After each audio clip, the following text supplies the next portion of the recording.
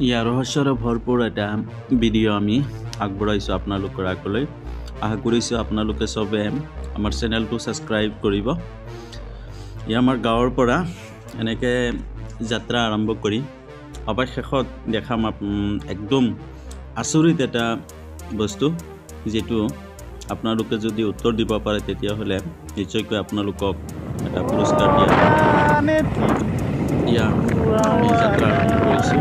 ইয়াৰ আগতে দেখা পাইছে বান্দৰ। এই বান্দৰটো ক'ত আছে আচলতে, এই ঠাইডোখৰ ক'ত, যদি কোনোবা ক'ব পাৰে তেতিয়াহ'লে নিশ্চয়কৈ কমেণ্টত আগবঢ়াব। আমি আশা কৰিছোঁ আপোনালোকক সঁচাকৈ আমি এটা পুৰস্কাৰ দিম বুলি। লগতে এই ঠাইডোখৰ ক'ত, বেছি সময় নাপাব, মাত্ৰ 10 ছেকেণ্ডৰ ভিতৰত উত্তৰটো দিব লাগিব। তাৰপিছত এই ঠাইডোখৰে আমি লাহে লাহে আগবাঢ়ি গৈ আছোঁ আমাৰ গন্তব্যস্থানলৈ।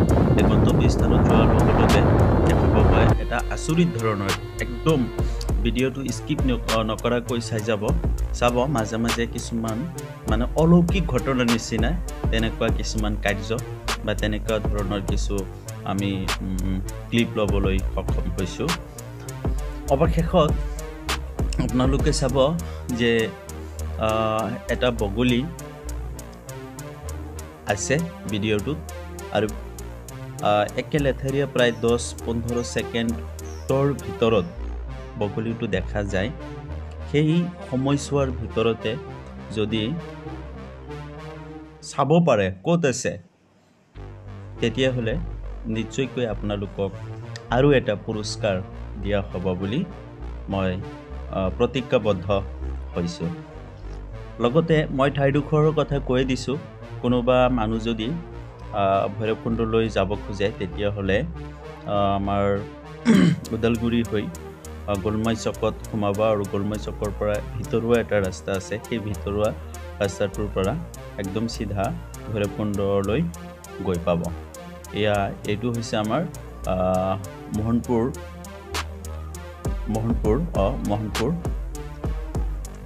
মোহনপুৰৰ পৰা বেছি দূৰত নহয় চাগে, 5-6-7 কিলোমিটাৰ হ'ব, আনুমানিক 6-7 কিলোমিটাৰ দূৰতে আমি ওদালগুৰি চহৰখন পাই যাম। আৰু ওদালগুৰিৰ পৰা চিধা চাপকাঠি চকৰ পৰা যদি আগুৱাই যায় তেতিয়াহ'লে লাহে লাহে গৈ গোলমাই চকখন পাব।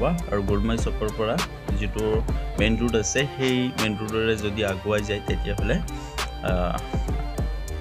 গাঁৱৰ ভিতৰুৱা এটা ৰাস্তা পাব। সেই ভিতৰুৱা ৰাস্তা দি একদম ভৈৰৱকুণ্ডৰ মুখে যাব পাৰিব। এয়া আপোনালোকৰ আগলৈ এটা ভিডিঅ' ক্লিপ দিবলৈ সক্ষম হৈছোঁ। ইয়াৰ ভিতৰত দেখাব লাগে প্ৰথম 10 ছেকেণ্ডৰ ভিতৰত এটা বগলী আছে। সেই বগলীটো ক'ত আছে ভালকৈ লক্ষ্য কৰক। ইয়াতে চাব, ভালকৈ চাব। মই অলপ জুম কৰি দিছোঁ। এই জুমখিনিৰ ভিতৰতে আপোনালোকে দেখাই দিব লাগে। এয়া সময় পাৰ হ'ল। যদি পোৱা নাই তেতিয়াহ'লে আকৌ এবাৰ লক্ষ্য কৰক। চাইছেনে? এতিয়া চাইছেনে? এই ঠাইডোখৰত আমি আহি পাইছোঁ। আপোনালোকে যদি ইয়াত আহিব খোজে তেতিয়াহ'লে এই গৰমৰ বন্ধত বা জুলাই মাহত আহিব পাৰে। জুলাই মাহত আহিলে ইয়াত যিটো পানীৰ খৰস্ৰোতা বা পানীৰ যিটো শব্দ সেইটো ভালকৈ দেখা পাব। আৰু ওপৰফালে যদি চাই পাহাৰৰ দৃশ্যখিনি, এনেকুৱা সুন্দৰ এটা দৃশ্য দেখা পাব নিশ্চয়কৈ। চাইছেনে? আজি অলপ বৰষুণ হৈছে, যাৰ কাৰণে এনেকুৱা অৱস্থা, আৰু আকাশখন ফৰকাল, এনেকুৱা মেঘ নাই। কিছু ঠাইত মেঘ আছে, যাৰ কাৰণে এনেকুৱা এটা সুন্দৰ সুস্থ এটা পৰিৱেশ দেখা পোৱা গৈছে। আচলতে আমাৰ মানুহখিনি জানুৱাৰীৰ বা ডিচেম্বৰৰ লাষ্ট সপ্তাহত এই ভৈৰৱকুণ্ডত বহুত মানুহ ইয়াত ফুৰিব আহে।